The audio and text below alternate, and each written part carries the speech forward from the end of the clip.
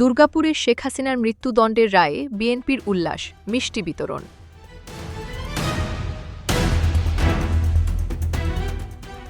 আল আমিন হাওলাদার, নেত্রকোনা জেলা প্রতিনিধি। নেত্রকোনার দুর্গাপুরে আন্তর্জাতিক অপরাধ ট্রাইব্যুনালের রায়ে ক্ষমতাচ্যুত প্রধানমন্ত্রী শেখ হাসিনার মৃত্যুদণ্ড ঘোষণার পর আনন্দে মিষ্টি বিতরণ করেছে বাংলাদেশ জাতীয়তাবাদী দল বিএনপি ও সহযোগী সংগঠনের নেতাকর্মীরা। বাংলাদেশে গত বছরের জুলাই থেকে আগস্টের গণ অভ্যুত্থানের সময় সংঘটিত মানবতাবিরোধী অপরাধের দায়ে এ রায় ঘোষণা করা হয়।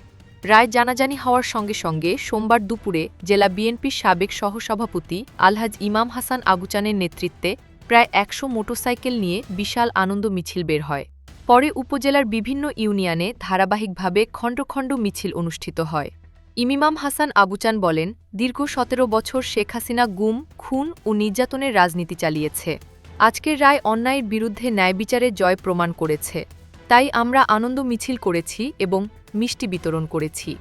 একই রায়ে সাবেক স্বরাষ্ট্রমন্ত্রী আসাদুজ্জামান খান কামালকেও মৃত্যুদণ্ড দেওয়া হয়েছে। আর সাবেক পুলিশ মহাপরিদর্শক চৌধুরী আবদুল্লাহ আল মামুন, যিনি পরে রাষ্ট্রপক্ষের রাজসাক্ষী হিসেবে জবানবন্দি দেন এবং নিজের দায় স্বীকার করেন, তাকে ৫ বছরের কারাদণ্ড দেওয়া হয়েছে।